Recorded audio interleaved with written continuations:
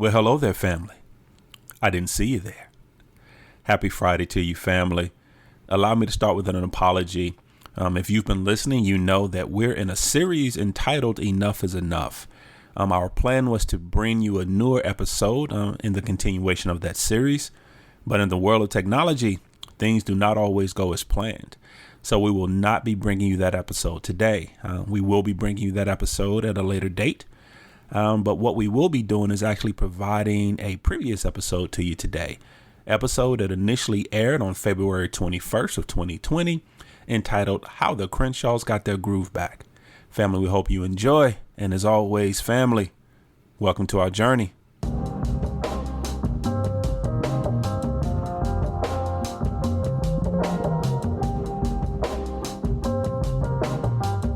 Well, hello, family.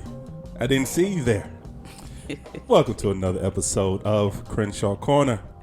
I am Sanchez Crenshaw, as always being joined by my most magnificent, excellent, gorgeous wife. Come on now. Come on, bring it. Hey, everybody. What's going on, family? This is Angela Crenshaw. What is going on? Hello, Angela Crenshaw. Hi, Sanchez. How are you today? I'm great. How you feeling? I'm doing well, You doing good tonight? Doing great, You are doing great. I'm great, too. Well, I want to first begin by welcoming the family. Welcome, family. You're at the truth table tonight? Ooh. Yeah, the truth table. So for the family who are not familiar with what I'm saying, when you come to the truth table, all you bring is truth. Yeah. You don't bring your feelings. No. You don't bring your emotions. No. And when you leave the truth table, you don't hold grudges. You don't. And you don't take any of it personal. Nope. That's scary. Yeah, it's really scary. Yeah. Truth table. We've been doing the truth table for years. We have. We have been doing it for years. We may kind of get into the truth table a little bit But tonight. I think that we know the Crenshaw Corner is the truth table. I would agree with that. I think that the microphones are the truth table. Our space is the truth table. Yeah. So yeah. Can't really hide behind it. Can't really hide behind it. So I'm excited. I'm going to do your favorite part of the podcast. Oh, go ahead. I'm not even going to say anything tonight. For real? You say I'll be breaking your heart on this podcast. I don't say you be breaking my heart. You be like, I'm breaking your heart when I tell you, I don't like something. So carry on. I never said you break my... See, don't lie to the family. Okay, go Let's ahead. not start. I know it's the truth table, so we got to start with truth. That's the truth. Don't lie to the family. That was my perspective. That's what I got from you. But carry on. Oh, well, I can't tell you your perspective's wrong. Thank you. You're go ahead. welcome. Carry on. Go ahead and do your housewarming. Housekeeping? Housekeeping rules. Go ahead, do your housekeeping rules. Go ahead, go for it. So, family, for those who are new to our podcast, first of all, welcome. Welcome. If you have not subscribed, go ahead and subscribe. Hit the button, subscribe, people. If you have not left a rating, go ahead and rate us. Please rate us. I'm very interested. Actually, we have been getting ratings, though. We have. So far, so good. We've gotten emails. We've gotten ratings. We've got text messages and phone calls. We've gotten a lot of good feedback. We've got a lot of good feedback. So thank you, guys. We are growing. We're not going through this. We are growing through this and learning a lot. Yeah. So with that, we are an interactive podcast. Yes, we are. And what that means is that we want to hear from you, family. Yeah. We welcome your feedback. We welcome your thoughts. If you have a question, if you have a topic, if we said something that you didn't really understand what we meant by it, if you want more clarification on something, we'll tell you we're not professionals. We're not your therapist. This is our therapy session. This is our therapy session. We don't have all the answers. No. But 20 years of experience does count for something. So a little bit of wisdom. We're still working on it. So with the interactive part of the podcast, what we mean is that we want to hear from you. Come on now, let's hear from you. So there is an email address to the podcast. Mm-hmm. The email address is thecrenshawcorner at gmail.com. At gmail.com. Once again, the Crenshaw Corner, all one word, at gmail.com. We welcome to hear from you. Come on, family. See, what you that got? was easy, right? That was good. Did the housekeeping. You did the housekeeping. Got it out the way. You did the housewoman. I Did don't know why I housewoman, said the got it out the housewoman. way. Oh my Welcome the God, family it's so into the weird. house. It's okay. Come on in the room. I got a question for you. Yeah, talk to me. What are we talking about? Listen. So I was thinking, I was thinking about this this morning, actually. Okay, cool. I was listening to some other podcasts because we listen to several podcasts. We do that. And then I was listening to Bishop Jakes My goodness. Love Bishop. And then I was listening to Pastor Furtick, our pastor. Come on now. Love Excited. Pastor. Love Pastor Love Furtick. Pastor We Furtick. love you.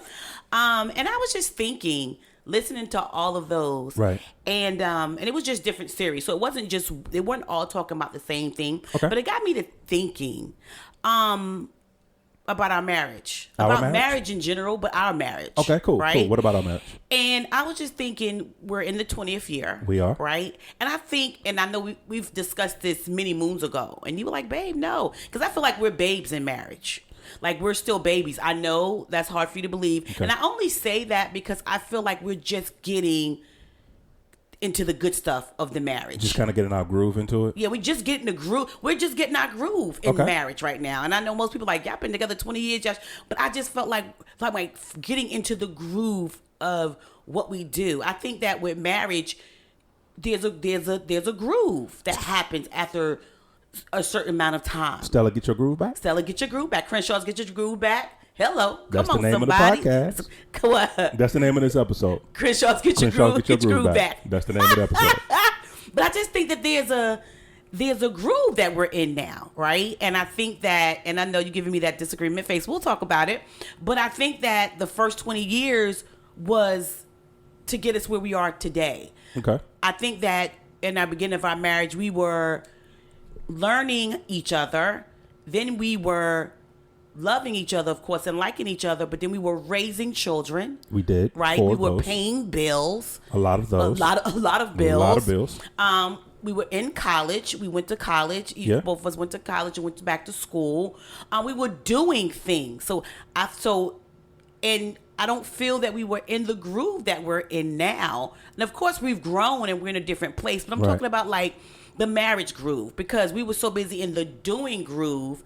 But I feel like now we're in the marriage groove. Does that make sense what I'm saying? Like, are you following me, no, or I'm following you, but what's the question though? What's the topic? Do you feel that we're in the groove, or do you feel like we were always in the groove, or were we in doing and now we're in the married groove now that the children are out of the home? Because the goal for us was never to be strangers when we became empty nesters, right? And that was kind of difficult because we had so much going on with you working all the time and just everything. So my question is like, do you believe that we're in the groove right now, that we're better than we've ever been before?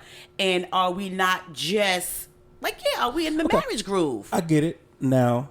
Okay. It sounds confusing. I think it sounds a little bit confusing. It doesn't sound maybe. confusing. It doesn't sound confusing. I understand. I think, okay, so for me, right, I think now I would say now we're living. Okay. So I'm going to equate what were we doing before? The first 20 years we were surviving. Okay, come on, somebody. Come on, preach. You need tithes and offering for that. So Go that's ahead. what I'm going to do. So I'm going to say, and I'm going to take your question and I'm going to flip it, I'm going to tweak it just a little bit. However you want to. And I'm going to say for the first 19 and a half years. The last 6 months we started living? Last 6 months.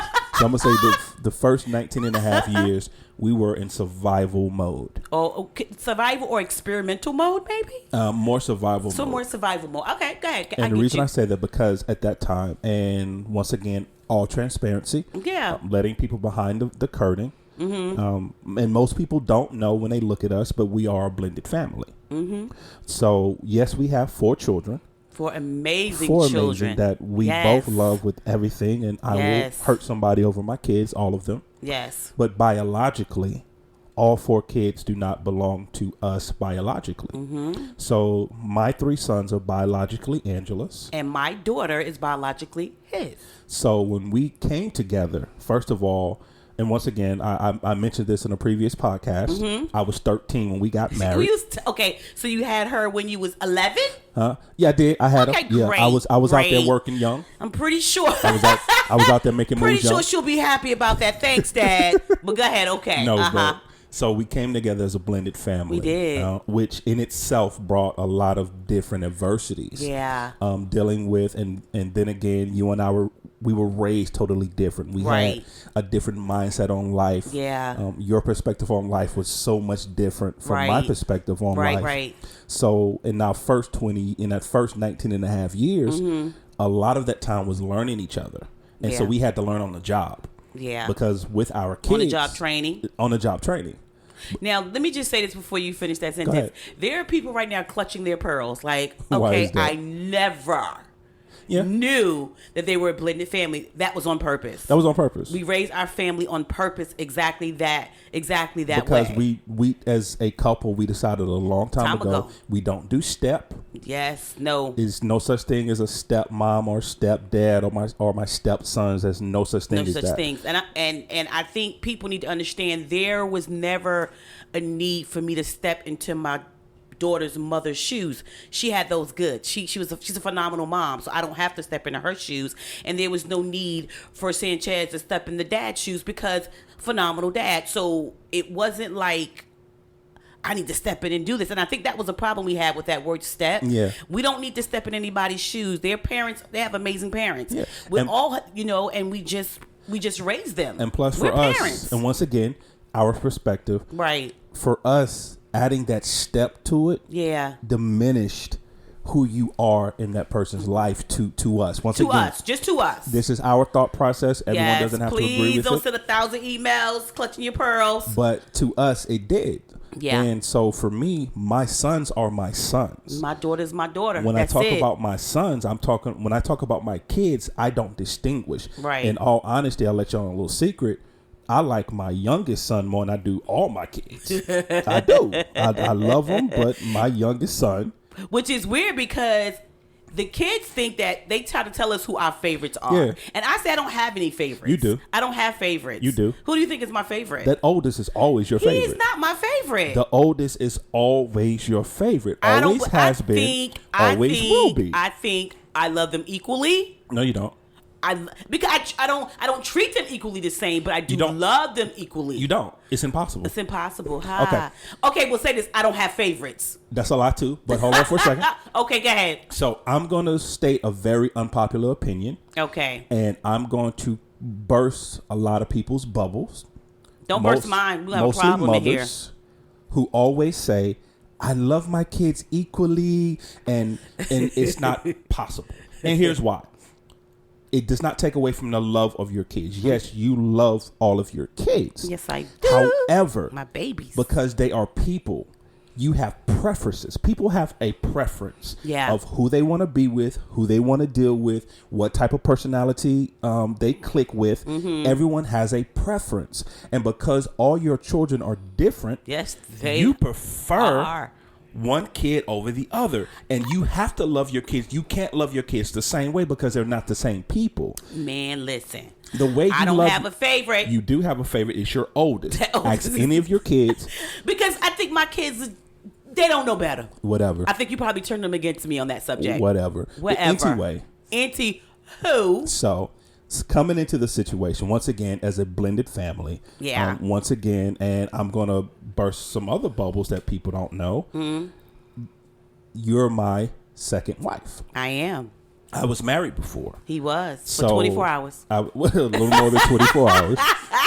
But I got married very young. You did. So that means you were married at 10? I was married at 9. Because if you married me at 13. Oh, you were married. I was married so you at 9. got married at 9. Yeah. My parents signed a permission twice. Twice. Okay, twice. Great. Good to hear that. Yeah, good to hear but I was young, and in that particular situation, I did not marry the person. I married the concept of the person.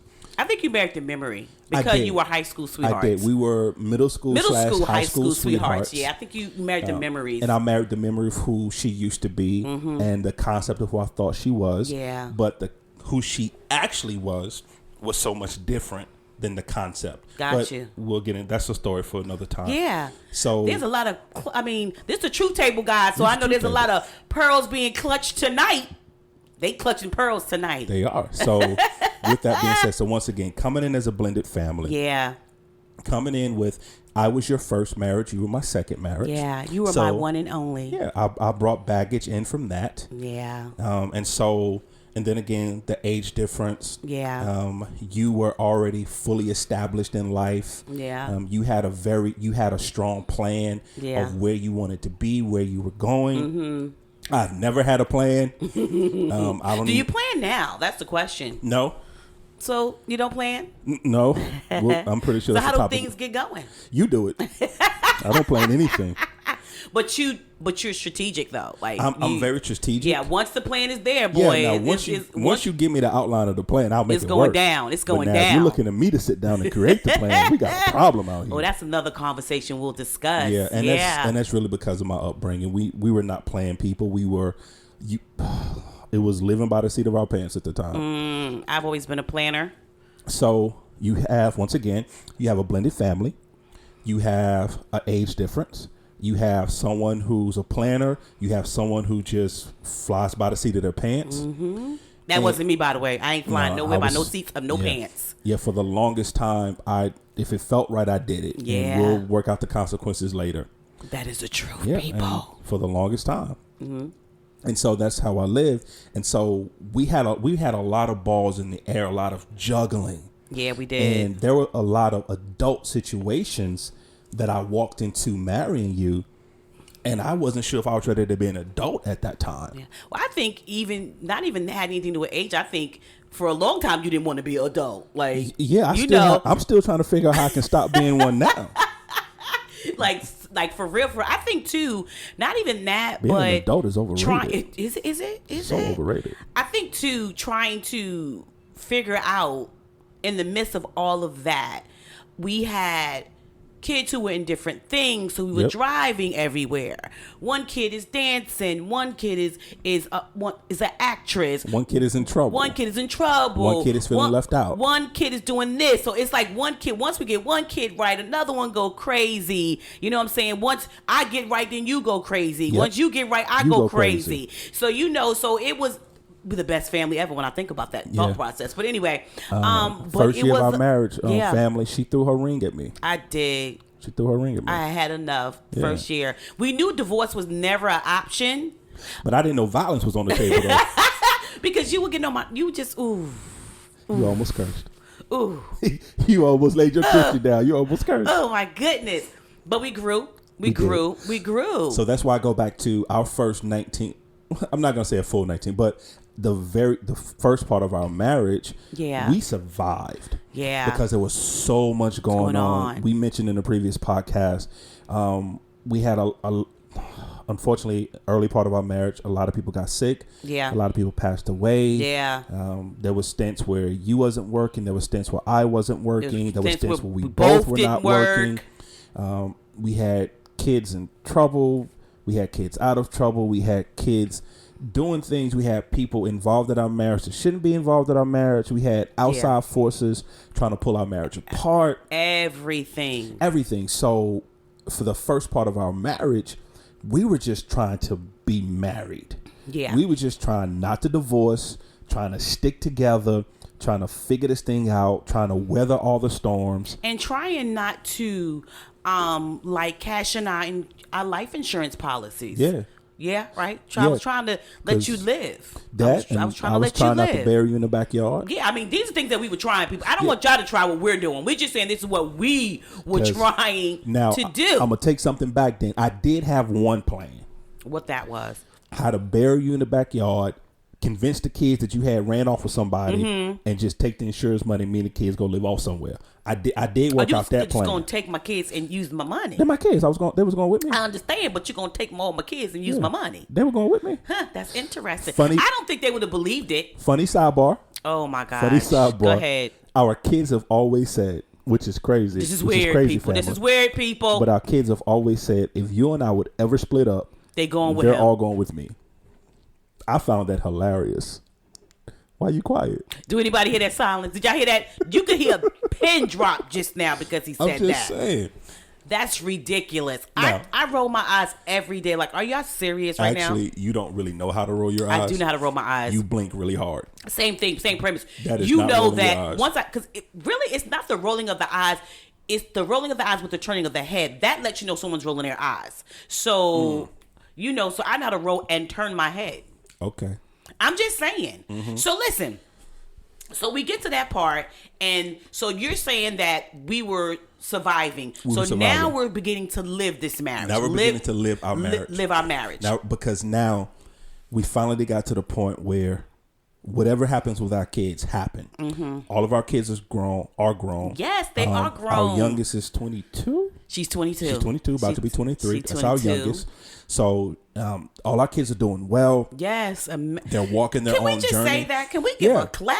All our kids are doing well. Are doing well. They're walking their journey. It's not our journey to Yes. walk. And they're doing well. They're good human beings. Our parents are our parents. Yeah. Of course, we're dealing with seasoned parents. Seasoned parents. Things come with that. Yeah. Financially, we're not where we need to be. We are so far. But we're so far from where we used to be. Yeah. Like, to the point I'm proud to beat where we are right now financially. So we're okay now. Yeah. We still have our problems. Like I said, family, we're not trying to convince you that we're perfect. No. We're not trying to convince you that we have this all together. If I'm honest with you, we got into a tiff even right before we started doing this podcast. Oh my this goodness. evening. So we're not perfect. We're not perfect. I made a statement to my wife that she didn't agree with, and she got into her feelings a little bit, and whatever. It went from there. Because this is the thing. As long as you can hear, I'm okay with it. I wasn't like rolling my eyes when you said it. I listened to you wholeheartedly. I was letting you hear my perspective of what you were saying. Yeah, you really didn't listen wholeheartedly, because it's hard to listen wholeheartedly when, as somebody's talking, you're rebuting what they're saying as they're saying it. I didn't rebuke you. I didn't rebuttal or rebuke. No, you did. I did not. You did. I didn't. I just told you how I felt. You may have felt that way. Yeah, but once again, though, okay. Typically, this is how I know it's hard for you. But typically, this is how a conversation goes. Okay, tell me. Conversation 101. 101. Go ahead, go for it. So, person A says something. Person B does not say anything until person A finished speaking. Mm-hmm. Once person A finished speaking, person B then speaks. Person A remains quiet until person B finished speaking, and then they take turns back and forth. That's typically how a conversation goes. However, a conversation with Angela Denise goes, I start talking, and before I can get half my sentence out, Angela starts talking over what I'm saying and just tears apart what I'm saying as I'm saying it. No, because this is the thing, babe. No. I don't do it all the time. I do it sometimes, not all the time. I'll be honest, but sometimes I'm like, let me say this because I'm gonna forget it. It might be rude. Sometimes I feel it could sometimes? be. It could be rude. Sometimes it could be rude. But I'm just saying, honestly, I'm just like, I need to get this out of my head. So here's my question then. Yeah. So if you're saying, okay, I need to say this before I forget it, and that's what you're concentrating on, are you truly listening even to what I'm saying? Yeah. I see. Houseway. Houseway. I'm so sorry, guys. He made me cough. Because listen, I'm good like that. Okay, so you're formulating your wow. Okay, I just want to make sure I'm understanding correctly. I just want to make sure you got me stuttering over here. You got me stuttering. Right now, I'm like Moses. I'm stuttering. Okay, go carry on. So what you're telling me is that even before I finish my thought, you're already formulating your answer to a thought or a statement that I haven't even completed yet, and therefore you feel a need to respond to a statement that I haven't finished making yet. Is that what you're saying? Because we're living now. We're married now. I can feel your spirit. I feel like I know what you're about to say because I feel it. You a mind reader out here. I'm a mind reader. And I'm just your mind reader. So I'm like, I know. Because once you, honestly, Sanchez, once you get started, I already know what bridge you about to jump off. I already know it. And I'm like, whoa. Are you sure about that? Yeah. Okay. So when you did that, I already knew the bridge you was going to jump off on. Oh, okay. And I didn't want you to jump. I just wanted you to stay on the bridge. And Is that what we're going with? I feel good. Let's get back to marriage. Yeah, okay. Yeah, let's get back to marriage. Okay. Let's get back to marriage. Yes, all right, family. Yes. So once again. So yes. Okay, so listen. Go ahead. So we know that we're saying now that we're beginning to live. Finally beginning to live. To live. And I mean, okay, family, we were living before. We were surviving. Right. We were surviving the bills. We were surviving family. We were surviving raising children. Surviving the kids. Surviving. And not only that, but I think we were also like, how do we not lose ourselves? And, in the midst of it. In the midst of it, so that when they do go away, like now, I don't be looking at you like, so you don't like the color yellow? And I think I think that's one of the things, and not saying couples don't do it, but the couples that we've encountered really don't have this conversation. One of the conversations you and I had very early in our marriage is that we want to make sure that when the kids are gone, we're not strangers. We're not strangers. Because we've seen a lot of couples where after the kids are gone, they turn to look at each other and they don't know the person that's sitting beside them. Right, or the person laying next to them. Yeah, and we never wanted that to be the case. No. So I think one of the things we did, I'm not going to say I think, I know, one of the things we did throughout the chaos is that we always fought to have that. To have that part of us. Always fought to make sure that when the kids are gone, when it's just you and I, when we're empty nesters, that we would never look at each other as a stranger and have to relearn everything about each other over again. Exactly. And it doesn't mean that we didn't grow, that we didn't change, because we did, but we made it a point to know that change, to know the change Angela, to know the change Sanchez. Right. It was important because I just, like you said, didn't want to come in the house one day and be like, who are you? Yeah. And I think from what I've seen, once again, I'm speaking from my perspective, very small sample size of the couples I know, the people I've interacted with, so I can't speak to marriage as a whole, but we've seen it time and time again where couples really don't know each other. Yeah. And they lose that because they get caught up in, I got to pay the bills. I got to make sure this. And we've kind of talked about this before between you and I, is that we're so busy trying to take care of each other. Right. That we're not taking care of each other. The very people that we're trying to take care of, the very people that we're not taking care of. Exactly. I remember the analogy of sitting at, when you first start dating. Just think about this, guys. So you first start dating, and remember, you got a booth, and y'all sitting on the same side. Like, that used to irk me sometimes. Just go into a restaurant, and the couple is sitting in the booth together. If you don't get on that other side of that daggone table. Why they love irking you, though? I don't know if they That's young love. They young love. That's their young love. That's young love. So remember, guys, they did that. And then after that, after a while, they moved from that to sitting right next to each other. Like, he would be at the end and she would be right there. Across from each other. Across from each other. Not across, but no, like next. Okay. Corner to side, right? Gotcha. He's on the front part and she's on the corner, right? And they're just looking in each other's eyes. They can do da-da-da-da. And then after a while, as time go on, as kids get older and kids need more and kids come into the lifestyle and bills start coming and issues start coming, they move from the booth to the corner to sitting across from each other, right? And at the point that they do that, it is a table that sits size 4 people. So they're not that far from each other when they're across from each other. You understand? But as time goes on, and situation and circumstances and sickness and everything that starts happening, this 4-seater table becomes like a 12-seating table with them at 2 different ends, and everything else is in the middle. And what they started with of sitting in the same booth, life took over. I got you. And it just made them further and further apart. And so our goal, I believe, was to always have the capability to be in that seat together, in that booth together, like the young lovers who worked my nerves when they used to do it at the restaurant. Yeah. But that was always our goal, because I just didn't want to stand up and have to yell across the table to can you pass the salt? Right. Can I get the ketchup? You know what I'm saying? Yeah. And then you have to fight through children, sick parents, bills, job, sickness, disease, and all those things just to bring me the ketchup. Yeah. I didn't want that. So we wanted to make sure that we did that. And that was hard. It was. But one of the things, remember, I used to always tell the kids, you come first. Yeah, we did. You come before everything. We did. My structure has always been God. Myself, my wife, everything else.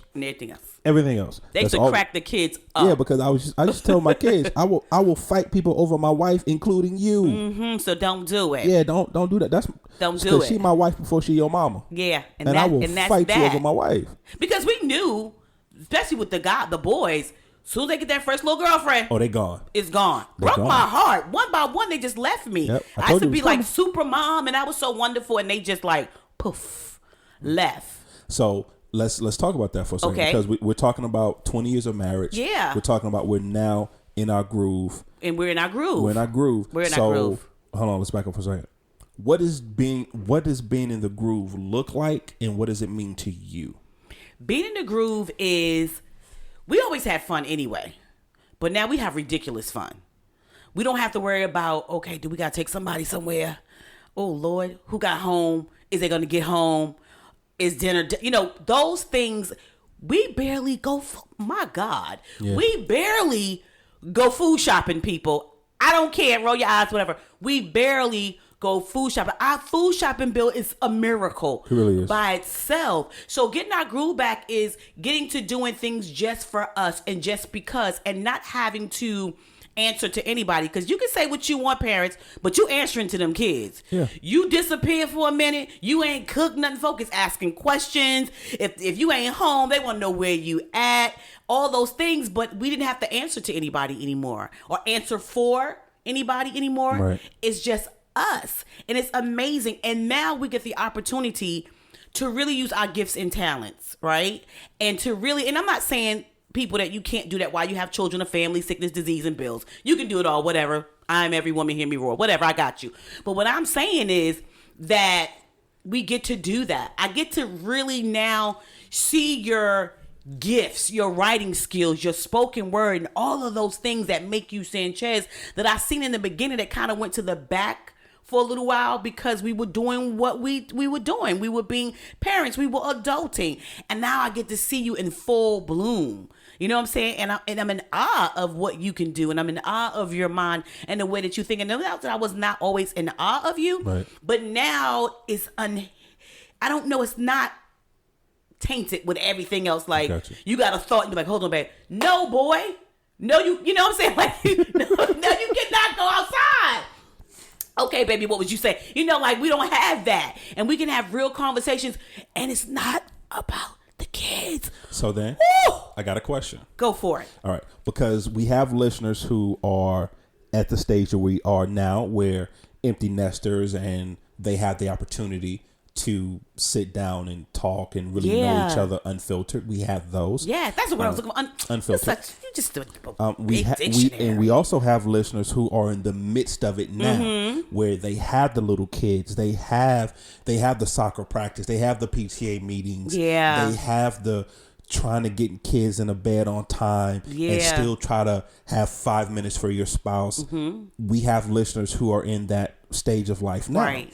So my question to you is, what would your advice be to that person now that's their season? What would be your advice to them that while they're in this season, they keep their sanity while they're in that season? Embrace it, enjoy it, don't rush it.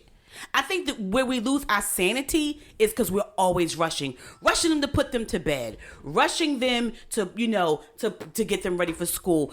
It's always a rush thing. And I'm not saying that it's not going to be rushed, but in the midst of that, enjoy that. Take a little bit of time to enjoy that. In the confusion is joy. In the confusion is peace. I believe that. The Bible says take your ordinary life and make it extraordinary. That's what the Bible says. That's not my word. That's what God says. And so the ordinary of washing your dishes, the ordinary of cleaning your house, ordinary of doing what you need to do for your kids is extraordinary. Because I promise you, what I know to be true is that season goes by so fast. There is no way in the world me and you are sitting here with a 35-year-old, a 31-year-old, a 26-year-old, and a 22-year-old. That, even as it's rattling off of my tongue, I'm like, what? And if that's not enough, family, in April, we're about to be grandparents. First grandbaby. About to be grandparents, which is so exciting. Great. So we're so excited. But the thing is, embrace. I think we're so busy wanting to rush that. I can't wait till they get this age. Or I can't wait till they go to bed. Or I can't wait. Because the last 20 years seems like the last 2 years. It's just, it was crazy when it went by so quickly. Yeah, it was. And like I said, not saying that we have all the answers, but what I would say is that even though, yes, we've had fun over these last 20 years, you're an amazing wife. I'm an extraordinary husband. You couldn't do any better than me if you tried. Humble. I'm just saying. Humble. If you sat down with a science project and try to build a husband, you couldn't build a husband better than me. Hello. Yes, Hello. ma'am. Hello. Yes, ma'am. Speak to the sorry. family. I'm sorry. It's not about you. Okay, I'm sorry. Talk to the family. Talk to the family. I'm sorry. What was I saying? I don't know. I was so caught up you in was me so for a yeah. moment. You so caught up in your amazingness, but okay, whatever. What I'm no, I remember what I was saying. Digress. Go ahead. My advice is that do not wait. Yeah. Do not wait until the kids leave the house to start dating again. Yeah. Anytime I have a conversation, I have the privilege sometimes of having conversations with other married men, men that are looking to get married. I have privilege of talking with them, and one of the things I always say to them, especially for any man that's kind of at a place right now in their life where they're questioning why they with this particular person, or they're not saying that they want to leave, or not saying they're divorcing, anything like that, but they're struggling with, where they are in life, what's going on. I always tell them to stop for a minute and remember why they fell in love with their spouse in the first place. What was it about her that made you love her? What was it about her that the first time you told her you loved her, or what made you ask her to marry you? I always tell them to go back to that place. Yeah. Remember, because before she was mommy, before she was wife, before she was all of that, she was your girlfriend. She was the woman that kept you up at night. She was the woman that you couldn't wait to talk to her. She was the woman that you canceled plans with your guy friends or canceled plans with your family, right, because you wanted to spend time with her. But now we put all these labels. Now she's became wife. Now she became mother. Now she became a dependent. Now she's on the tax. You know what I'm saying? Now she became the beneficiary of your life insurance policy. Now she's became all these. Now she's became, and when I say this, please don't think I'm being disrespectful, but now she's became maid. Now she became cook. Now she's became all these things. Yeah. And she ceased being your girlfriend. Yeah. She ceased being the person that you were chasing. Because what I found out a lot of the times is that your wife goes from the person that you were chasing to the person you're running from. And that never works. It never works. It never works. You have to always be chasing. And I think for us, I wish we would have understood that a little bit better, a little earlier. Yeah, I believe so too. Because in all honesty, you don't have to wait until the kids leave to be empty nesters. No. Because they get to a certain point where they really take care of themselves. And I know we don't like talking about that. I know we like feeling needed, and I know we like wanting to be the center of their little universe, and we want to do all these things because it's self-gratifying to us, and we have this little life that's dependent on us, and so on and so forth. But then we lose ourselves in that process. Yeah. I'm sorry, go ahead. We lose ourselves in the laundry. We lose ourselves in the paying the bills. We lose ourselves in the PTA and all those things. And we only conversate. And this is where he's saying we wish we would have learned a little bit early. Because even when we used to go out to dinner, the conversations was still about the kids. Our conversation was always centered around these kids. This kid got to do this. This kid did that. Yes. What we going to do with this kid? What this kid?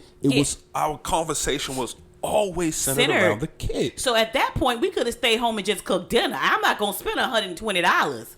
And we going to be having the same conversation. And it was never about our aspiration, our dreams. It was all about their aspiration, their dreams, and what they wanted and what they were going to do and how we were going to get them there. Right. And I think in the middle, about the 10th year of our marriage, we knew, this ain't really working. This ain't working for us. This is not working for us. And we were trying to do it before, but we really were planning at that point. We were making it a routine, a conscious decision. A conscious decision. At some point, we made a more conscious decision. We did.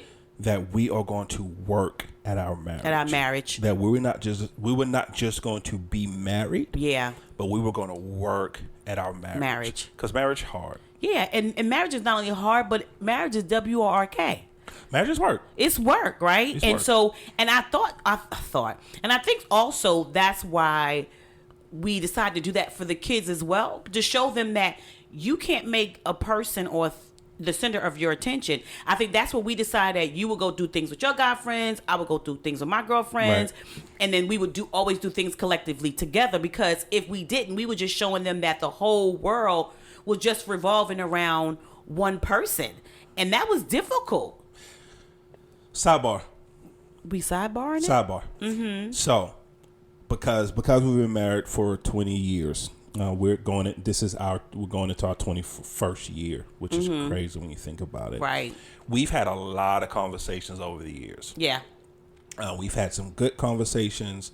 We've had some not so good conversations. We've had some screaming matches. Yeah. You've laid down your religion a couple of times. You've cussed at me. I've never done that to her. The devil is a lie. This is the truth table. But, so I have a question. Just curious. You got a lot of questions tonight, bro. I do. I just got a couple. I'm gonna find some for you in a minute, but go ahead. Carry on.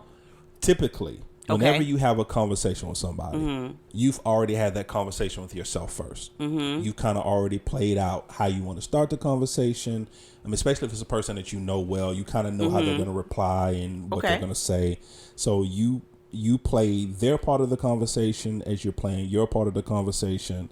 So for you, what does that inner dialogue sound like? So if you have something to talk to me about, so if it's something, when women do to men all the time that we hate to hear those words, we need to talk. You don't like to hear the words. I hate those words, because man. The issue with you is the moment I say we need to talk. No. I be like, babe, we're gonna talk. We're gonna get home. He's like, no. Tell me now. I'm like, no, we're gonna talk when we get home. No, man, because together. That's a whole setup. It's not a That's setup. That's a whole setup out here. Baby, how's that a setup? Because nothing ever comes good after those words, it does. man. We've had plenty, baby. I need to talk to you. Good thoughts, good conversation. Man, no. Not going to do it. Not going to do it. So my question is this. So before we get to that point of you having... First, have you had that inner dialogue with yourself before you even come to me and talk to me? And if so, what is that inner dialogue like? And with that being said as well... All right. As you're having that inner dialogue, is it more individually focused or is it more marital, couple focused? And what I mean by that, when you're having that inner dialogue, are you trying to figure out how the best that you can win this conversation? Or are you really looking at it, well, I need him to get something out of it. I need to give something to it. So am I making sense? You're making sense. Well, let's just say this. Now, I can be immature. And I can have a conversation with you, and at that point, only be thinking of myself. Okay. Right? I can do that. And I say immature because that means I'm gonna be real petty with my conversation. Right? I'm just being honest. The majority of the time when I come and I want to talk to you about something, I do have inner dialect. And the reason why, because I want to make sure, because I know who you are, and depending on how I come to you, is gonna what kind of product I'm gonna get from you. Okay. Put it like that. So if I come to you a certain way, you have a tendency of shutting down. I'm gonna shut it all the way down. Yeah. And then we're not gonna have any conversation, right? So I have to make a decision. Is this a conversation where I want to get this off my chest and you can shut down if you want to, but I done said all I need to say and I'm good with it?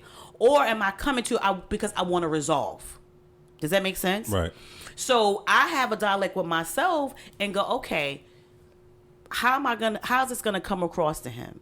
I have to be thoughtful and mindful. I want to make my intent always is never to hurt your feelings. And my intent is never to make you feel insignificant or to make you feel less than a man or to cut you at the knees. That's never my intent, ever to be disrespectful to you or anything. I respect you too much for that. However, but my intent also is to be perfectly clear and authentic to myself, that I don't just walk away making sure that you just the only person that feel good, but that I feel good too because we have a resolve. You see what I'm saying? Yeah, I get that. So it really depends on what we're discussing. And if I'm heartfelt, I'll give you, for instance, this is one he hates. He hates finances. Oh, Lord, here we go. Yes. I love to talk about finances. Every day, all day. Do not every day, all day. Wake up talking about finances. Go to bed talking about finances. Texting me about the numbers. I do not. She run the numbers. I Nita run the numbers. I do. But look, so I'm just using this as a small Family, example. we got the same 13 bills, family. We do not have Our the bills same don't change. We 13 got the bills. same We don't 13 bills. have the same And 13 she want to talk bills. about these same 13 Oh bills. my gosh. Every day, all day. So at first, I used to just come at you. And he wouldn't want to talk about finances and talk about our bills. I love it. I have a book for our bills. I have a planner for our bills. Just love talking about the bills. Just give me my note card on what I need to pay. Yes, so this is the thing. So in the beginning, when I first started this with him, I would just come to him and be like, no internal dialogue. Just like, it's okay. Because I'm thinking he can handle it. So I'm like, babe, we need to pay these bills. We need to do this. Let's go ahead and have this meeting so we can talk about the bills and saving and being debt free and all this. So let's plan everything for the whole month. And so that meeting would last about 35, 40 minutes. With the same Oh my God. It's bills, not the same family. 13 bills. We only have 13 bills. Things happen per month. Kids' birthdays. Taxes need to be paid. Which is the same time every year. Baby, but it can happen differently. Maybe giving them less money than before. But anyway, so I had to learn that the way that I was coming to him was shutting him down. Because you didn't want to talk about it. So I had to go, okay, I had to have an internal conversation with myself and say, Angela, he's not as excited about finances and Dave Ramsey and David Bach and all your money people. I like Dave Ramsey, are. but I don't want to talk about Dave Ramsey every day. We're not talking about him every day. So I said, how do I work this? So I had that internal conversation with myself. How do I make it where we can do this without you sitting at the table holding your head with an attitude for 35 whole minutes and not wanting to answer my questions?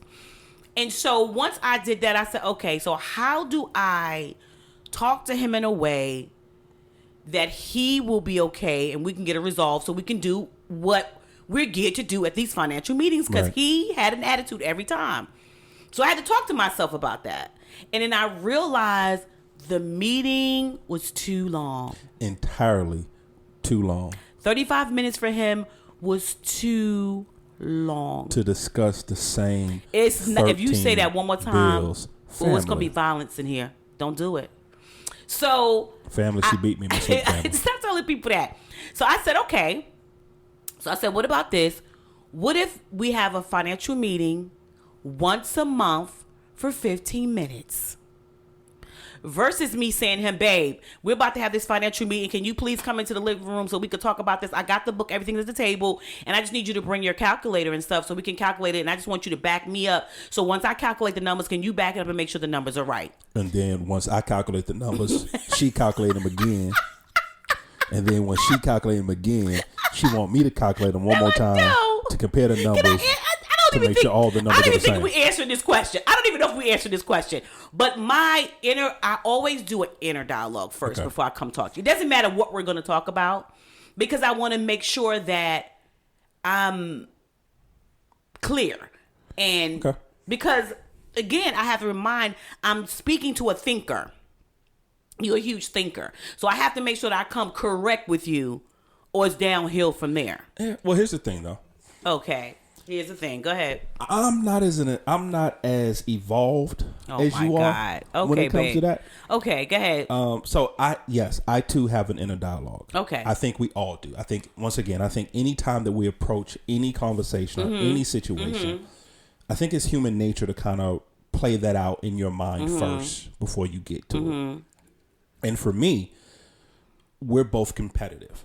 We are very competitive people. And it's crazy how competitive we are over some of the most simplest things. We are very competitive. You come from a debate background. I do. One thing that my wife doesn't really talk about, my wife has a law degree.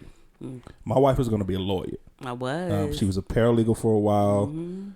So she has that law mindset. She has that law, I'm going to argue you down type mindset.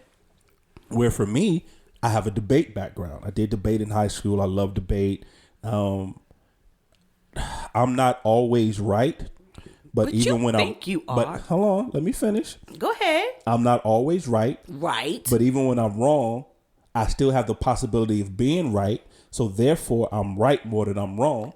Bruh, please. I'm just saying. Bruh, please. Please, bruh. I'm just saying, even the things. Bruh. All I'm saying is that even the things that I say that may be inaccurate, there's still some accuracy to it. Where? So therefore, I am right.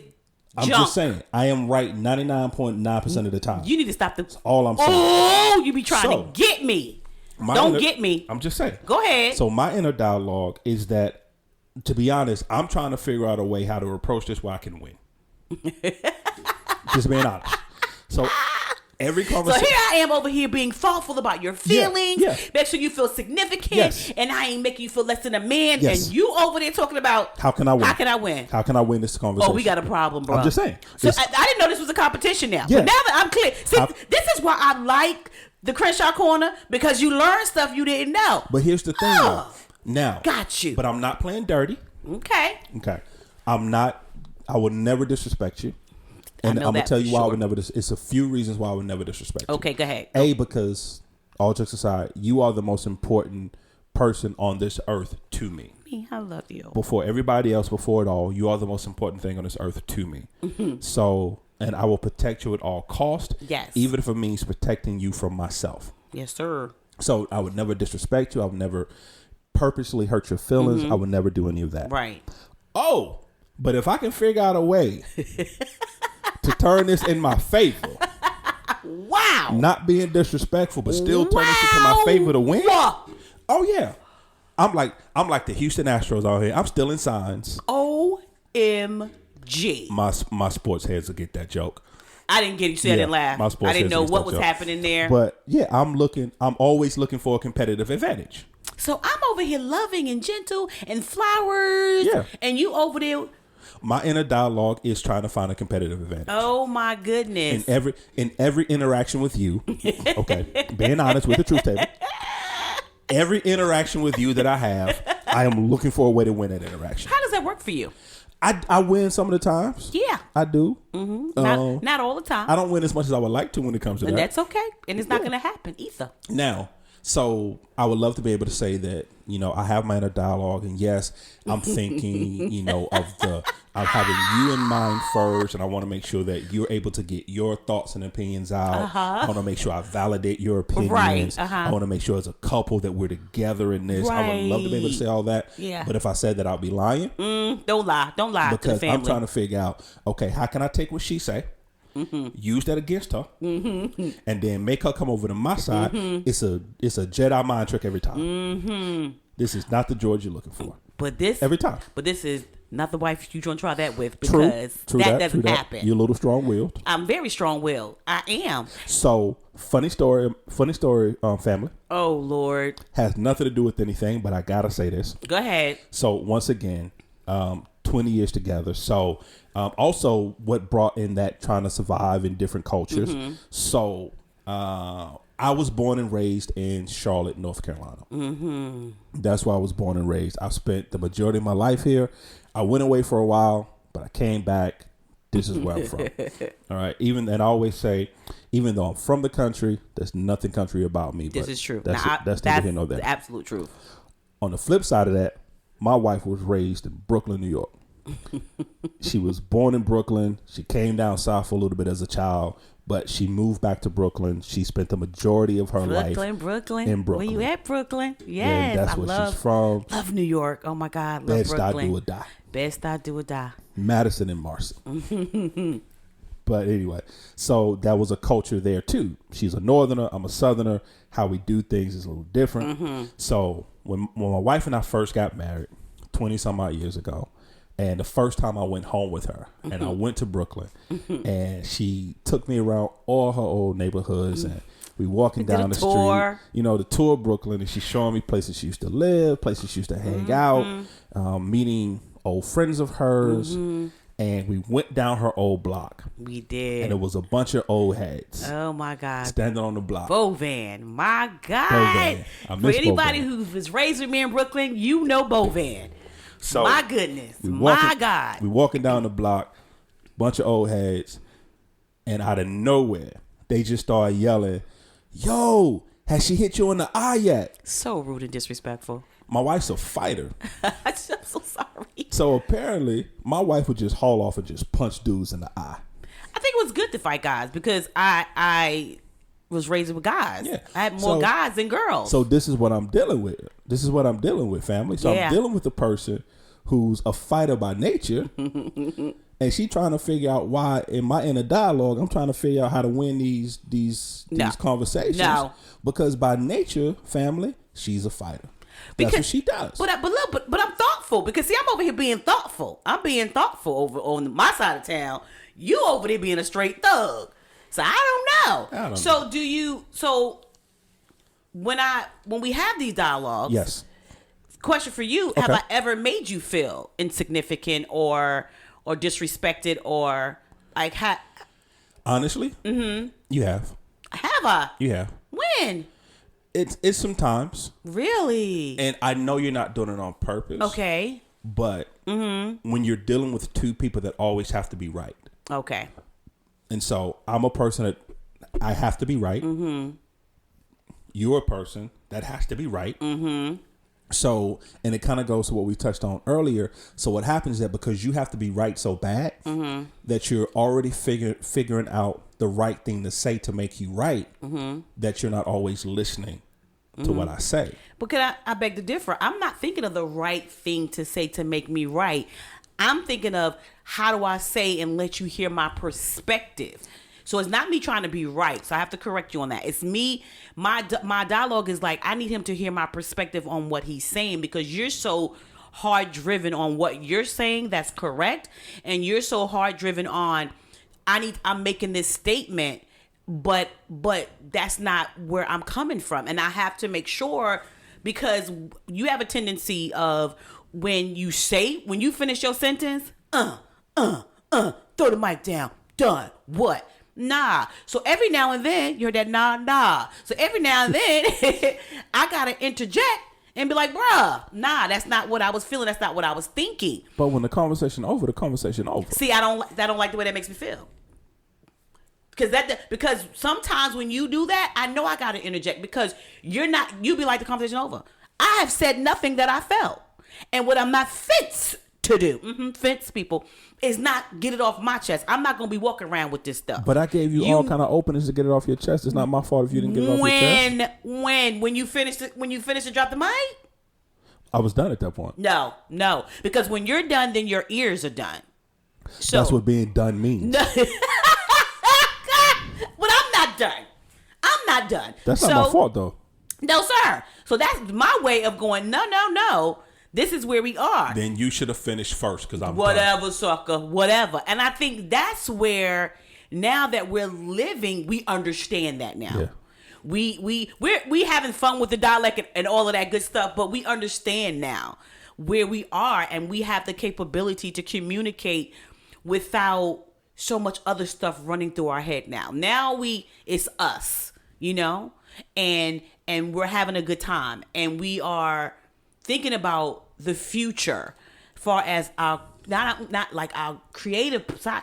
I think now for us more of our creative side has came out now. I believe that. Yeah, we're very creative now. Even when we decide to do the podcast, or even when you decide to finish your books, or me just saying, okay, I want whatever I want to do. We're so much more creative than we've ever been. 2020 is the year of yes. The year of yes, and that's what we decided. 2020 would be the year of yes, and that whoever asks us to do speaking engagements, yes, long as they, yes, ask us to do something, yes. It's just a year of yes for us, and I think that because I keep hitting this mic. Mike, you saw that? Please stop hitting the mic. I'm not hitting the mic because for so long there was a lot of no's because of the way we were doing life at the time. Right. And it was a season, and it was a fantastic season. I don't know what's going on. I'm trying to talk. It was a fantastic season, but now this is a new season, and this is an even better season. I don't regret the raising the kids, the bills, the parents. I don't regret any of that. And we did survive it, by the way. Bravo to us. We did. But now This is our living season where our kids even want us to live. They be like, what y'all doing? Where y'all going? They're even excited for us to see this side of us, because this side looks different than the side that they've known when we raised them, because it was do this. Now it's like, okay, that's what you're doing. Okay, then. Okay, we're here for you. So I got one more question for you. What's up with these questions? One more question. So in the previous podcast, I posed a question to you. If you could go back to the version of yourself right before we got married, what advice would you give her? So let's fast forward a little bit, because we're 2 decades into this. Right. We're 20 years into our marriage. So let's say if you had the opportunity to go back 10 years. So 2010.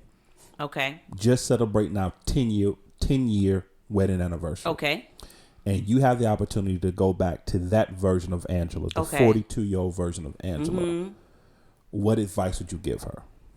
To make that the year of yes, too. To make it the year of yes, that you can have a balance. You don't have to think that you can't. You can have it all in balance. That you can do it all in balance. Right. And that don't concern yourself that right now you've raised, even as teenagers, they're incredible human beings. They're incredible people. You've raised incredible human beings. You don't have to worry so much about them. Let them go. Let them do whatever they want to do and just always be there for them versus trying to control what they do. Because I think there was a lot of fear that made me try to control a lot of things that they did when they were teenagers and young. And of course, that's what we do, right?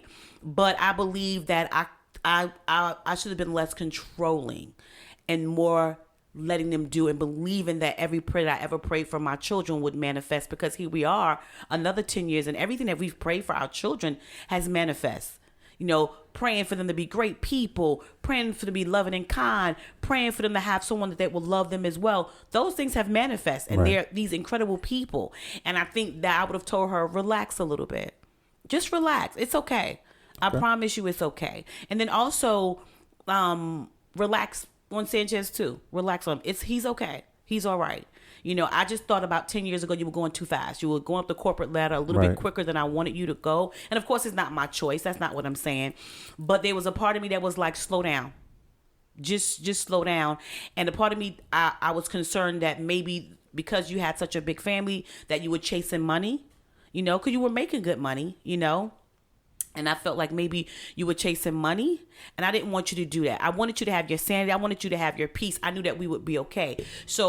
But I would have said, into that time period, give him a break. Give him a break. Don't. If that's what he want to do for right now, don't stop him. Right. Don't stop his shine. Let him do it. And if you see that it's progressing to something, then at that point, talk to him. Have that inner dialect with yourself, and then have the dialect with him of how you feel and why you feel the way that you feel. So I think that would have been what I would have done. How about you? What would you have done? What would you have said? Actually, it's amazing that you said that, because my advice to the 32-year-old version of Sanchez going into our 10th year of marriage would have been slow down. Wow. It would have been because I was so busy trying to take care of you that I was neglecting you because I was so busy working so much. And I think that time I may have had a second job as well. Yeah, you did. I tend to keep 2 jobs. Yeah, you did. So I was, working up the corporate ladder, putting in at that time really 50, almost 60 hours a week. Right. At the main job, going to a second job. I was so busy trying to take care of you, and so busy trying to provide for you, and so busy trying to give you what I thought you needed, that I wasn't spending time with you. Yeah. That I wasn't taking care of you, for the lack of a better term, because what I thought you needed was not what you needed. And because we never really had that conversation, and I was going by an old way of thinking that you just got to provide. Wow. Not realizing there are different ways to do that. Yes, the Bible say a man who does not work does not eat. Yes, the man is the head of the household. Yes, the man is the provider. Yes, the man is the covering. Right. But that means so much more than just financial. Yes. That means so much more than just getting up, going to work, putting in 60 hours a week at a job, coming home and then not doing anything else, being too tired to talk to your wife, being too tired to go out with your wife, being aggravated because your wife want to talk to you, but yet you say you're doing all this for your wife. Right. Wow. So the advice the advice I would have gave to myself is slow down, pay more attention, because you're not paying attention. Because if you were paying attention, you would realize that your wife is unhappy. You would realize that this bothers her. You would realize that you are more important than that paycheck that you get. And that would have been the advice. And I think if I would have done that, I think we would have been closer to living as a married couple 10 years ago than we are now. Because once again, and I said this earlier, I was so caught up in trying to provide for you and so trying to take care of you that I was doing more damage. I was doing more harm than good. Wow. So that would be the advice that I would have gave myself 10 years ago. Wow. Well, family, we want to thank you. Hopefully you gleaned something from this. I know we kind of went a little bit everywhere. We always are everywhere. We try to stay. But once again, family, we warned you guys from the beginning. This is our therapy session. Yes. You just happen to be listening to it. You don't know what you're going to get. You really don't know what you're going to get. You don't know what you're going to get. But hopefully, like I said, hopefully you gleaned something from this conversation. Hopefully you enjoyed this conversation. And then as always, this is interactive. So please feel free, reach out to us. The email address is theCrenshawCorner@gmail.com. Once again, the Crenshaw Corner, all one word, @gmail.com. Thank you for listening, and family. Yes. Welcome to our journey. We love you guys. Bye.